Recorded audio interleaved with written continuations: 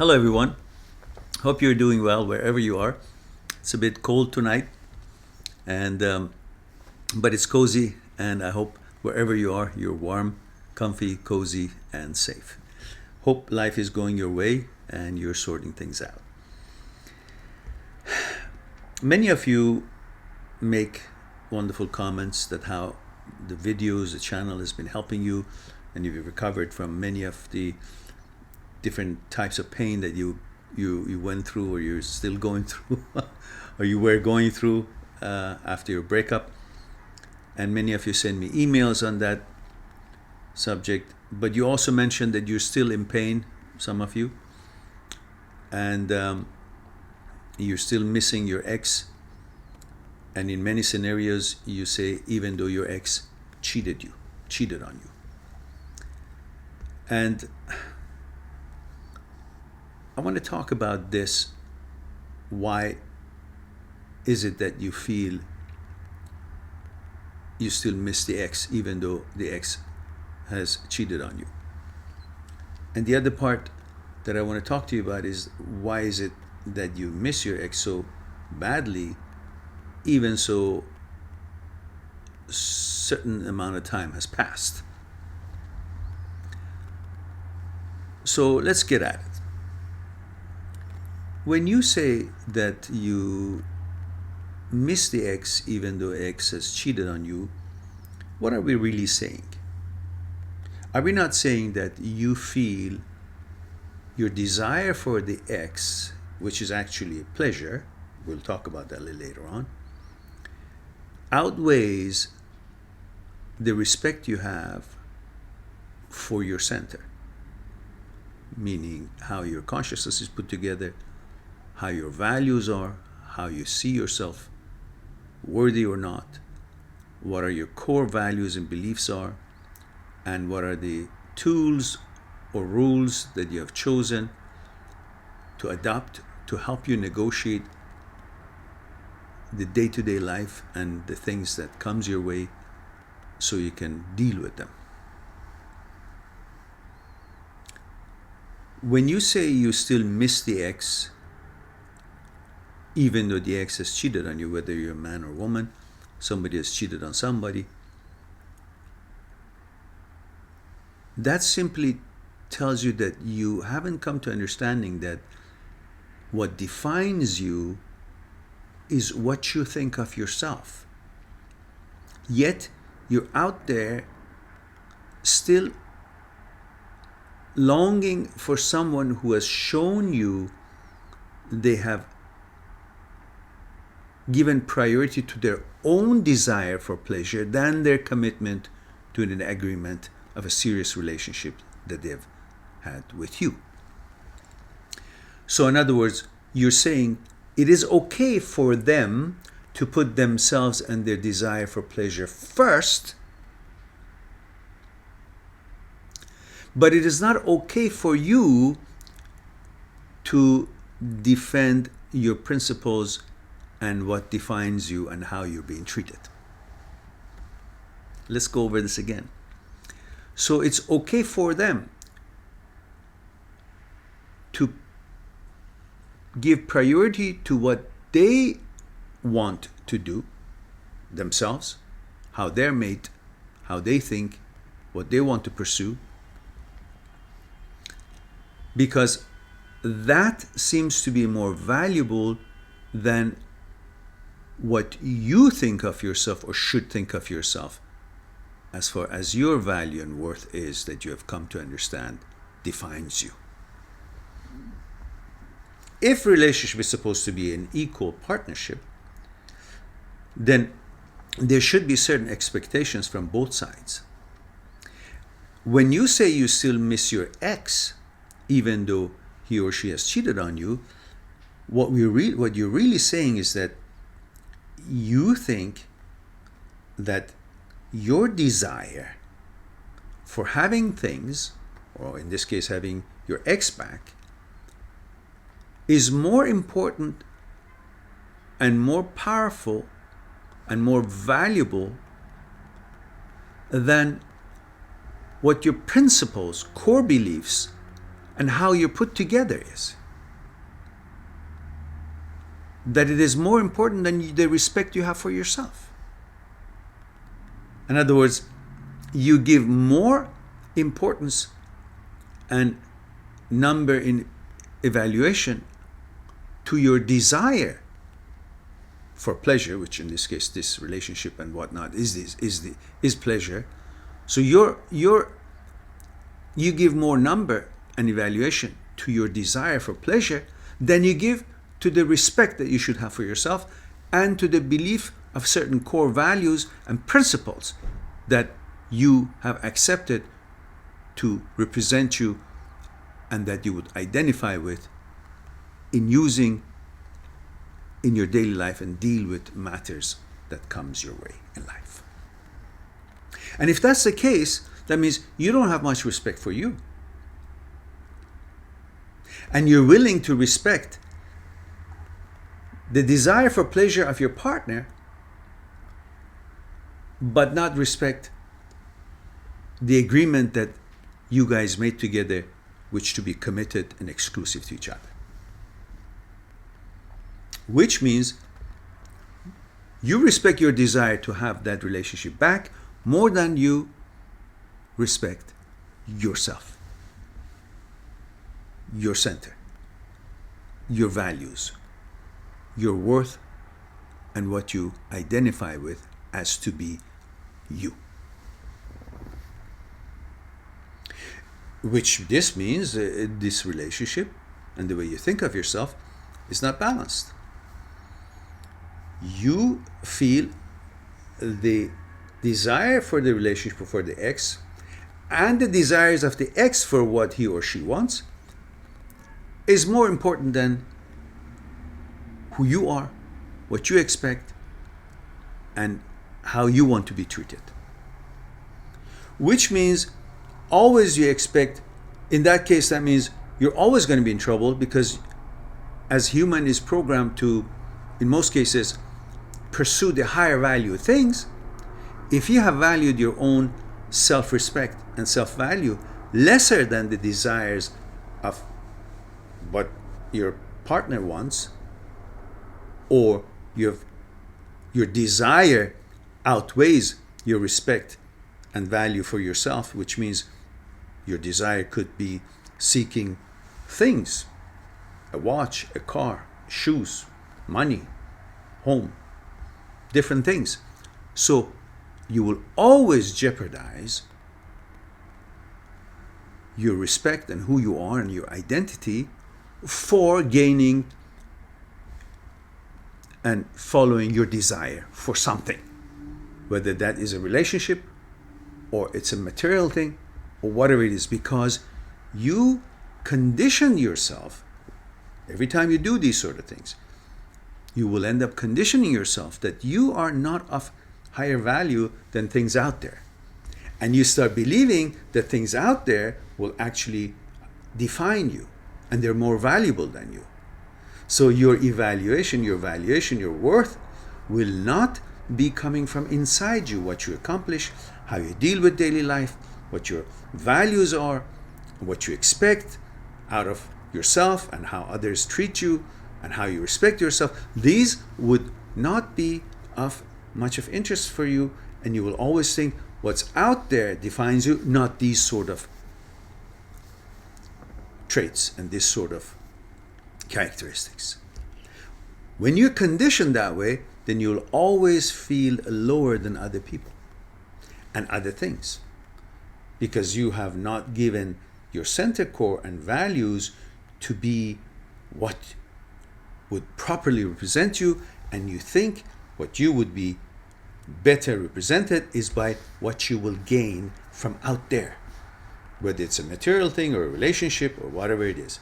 And in that case, you will always have no problem to quickly forget about your own respect or expectation of proper treatment and equal settings in a relationship, and just to be able to be okay with the partner doing whatever he or she wants to do, even as far as cheating on you.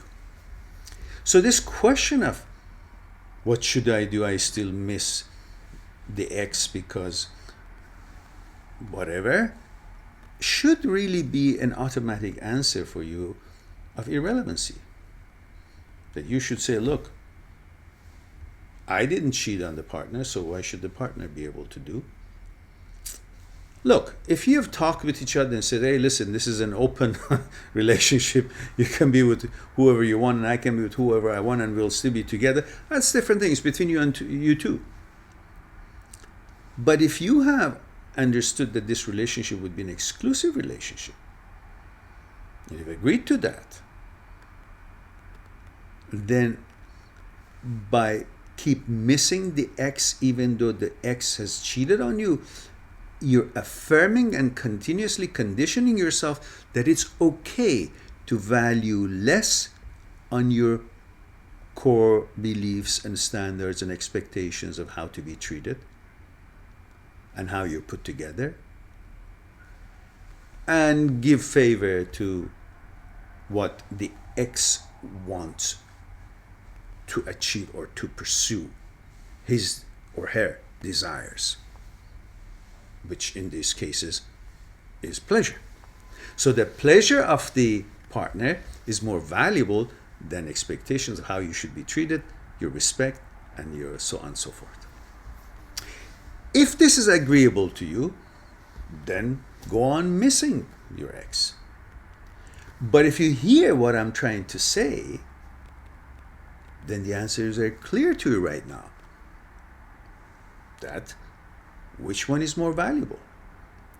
The ex who has cheated on you, and if that's not how you wanted to be treated, then how could the ex who has cheated on you be more valuable than what you expect and your respect for yourself is, and how you have decided to identify with certain characteristics? Listen, if you can't, which means you don't respect yourself as much as you respect the desire of the partner. And if you can't respect, you yourself can't respect to defend and stand up for and respect for your values, then how could you expect others to respect you or your values or your expectations? If you can't do it yourself, if you're in doubts and you allow your desire for pleasure of being with someone to outweigh your desire and your expectation of respect about you, your worth and value, how do you expect, if you don't expect it from yourself, how do you expect it from a stranger to actually value more than they value themselves? I'm not saying there should be snob, but people will respect you as much as you respect yourself. If you don't respect yourself, the others won't either. So you don't have to be snob, but you have to be carrying a balanced approach to life and let others know that there are certain expectations, certain standards. If they want to be with you, there are certain rules. I mean, that's just my opinion.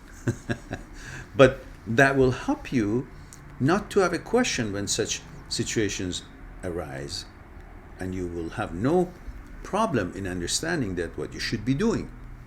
And first thing you would say, yeah, okay, it's sad that such relationship should come to an end, but I'm not willing to continue such relationship in these circumstances. There's certain things as a deal breaker, and you should know what are the deal breakers for you. Cheating on you could be one of them. Look, then you go on and we pass over this scenario and we go to the next scenario, which is just no cheating on each other involved, but you still miss the ex after many months. Why do you think that is? Why do you think you still miss the ex? Even though you obviously had a good reason to sever the relationship, or one of you had, or both of you had, but somehow you're not together anymore. Which we've had many videos on this topic, which I'm sure many of you have watched them, and I'm sure it's been helpful as you have all mentioned that in your comments and emails to me. But why is it that you still don't seem to be clear in your mind that you shouldn't be missing that ex after a certain while? Not too long, maybe a month or two max. Not even that, but max. Perhaps we can touch on that a little bit in this video as well. Maybe it's because you've all been conditioned to, human beings been conditioned to pursue pleasure over and above everything else. Pleasure has come to be the purpose of life. And if that has been conditioned in you, then you will have a hard time to think that what is most important in my life, which is pleasure, now it's not, because the relationship was a pleasure, and therefore you should be sad. You can't move on because you've been conditioned to think pleasure is everything. And if you look back, you will see that everybody seems to be looking for some kind of excuse to be happy. And they find pleasure to be a reason for them to be happy. They don't know any other way to be happy but to find a certain kind of a pleasure. This pleasure could be anything. Their interest in, in making money, or their interest into playing some game, or doing shopping, whatever it is, or being in a relationship, having a girlfriend or having a boyfriend. Seems like pleasure is an excuse to be happy rather than being happy on the basis of experiencing the world, experiencing life, and learning things and creating things and helping themselves and educating themselves and helping others and so on and so forth, and a positive member of the community and society, and in turn the world as a whole. So why is it that you have decided pleasure is everything? Society has programmed you to go after pleasure. Beside the fact that naturally we've all been programmed to pursue relationships. And that relationship, let's look at it. Is it everything that life has to offer? Or is it also another kind of pleasure? And if it is, then therefore should pleasure describe what life is all about? Or should we say everything that we do in life should give us pleasure, rather than let's find pleasure to think because that is life? See, you can play it two ways. You can make anything, any experience, any reading, any learning, any experience that you have in life to become a pleasure way of thinking, instead of thinking things that really occupies my mind and I have fun with it, or gives me a certain kind of feelings or emotions, or tingling feelings. That's pleasure, and that's the kind of pleasure I'm going to go after. It could be game, it could be sports, it could be this and that, so forth. But if you focus, you will see that being in a relationship, beside the fact that it has its emotional reasons for you and so on, we're all programmed to pursue it. But if you look deep in it, is there enough thing in every relationship to be as important as it should be? Or is it that we don't really focus if this relationship qualified to become really that great and important in our life? And just because it brings pleasure, we treat all relationship as if they are really end all be all. And then we get devastated when it's breaking up. So look into it and see, what does this relationship bringing for me? Other than the intimacy and the pleasure of being together and so on, is there anything else? If there is nothing else, then should that intimacy and being together and all that be enough for me to think that describes the whole life? Therefore, I should be devastated now that it's not there anymore. Or should I look at it as, what else is it bringing me? If you're having a girlfriend, or if you're having a boyfriend, switch it around to make it senseful, what I'm about to say. So you say, so this partner, like, okay, this girlfriend is giving me what? If it's only limited to sex and how beautiful she is, and makes me feel, excited, when I am intimate with her, is that only exclusive to her, or can couldn't any other woman who's beautiful give me that pleasure of intimacy? So that shouldn't be enough to make her be so important in my life. What else is she bringing? Does she help me learn something? Does she, I don't know, cure me from any kind of illness that I may, fall into? Is she helping me to experience life in a certain way that I couldn't have done it by myself or through with another person? You have to see if that relationship is only based and its foundation is only beauty and sex, intimacy, and being together. And if that is the case, well, it should be limited value to it, not representing the whole life. Because you can get the same kind of a experience with another person. If this one doesn't work, due to the fact that you guys have different opinions, different values, different understanding, different backgrounds, or for one reason or another, the trust is not there, or you just can't continue, whatever the reason may be. Then in that case, you should realize that, okay, it didn't have the value of the whole life. It had the value of a relationship, and that was based on pleasure and intimacy, and certain other things maybe, but it's not there anymore. So why should I treat it as if it's the whole life, even though now that it's not together anymore? And if, you're a lady, just reverse it. What is this guy doing? It's only the fact that you feel, having a partner and you feel good, somebody is supporting you in an emotional way, or things that this boyfriend is buying for you or providing for you. Is that something that only this person can provide? The whole package, what they provide, or the emotional support or relationship or intimacy? If the bonding on consciousness level, if the trust and ability to complement each other in life and help each other in achieving the goals that you want to achieve, if you don't have compatibility in following the same path toward the same goal or similar goal, then that relationship is a lame relationship. It's only a relationship based on pleasure, nothing else. And that kind of relationship, if it breaks up, then therefore you shouldn't be that devastated. Any relationship that stops progressing and growing, that means no longer it should deserve the benefits and the credits that you always gave it to.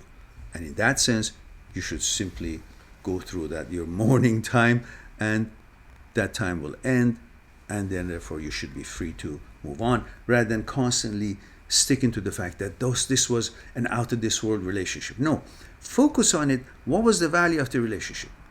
Was there anything more than the pleasure and intimacy?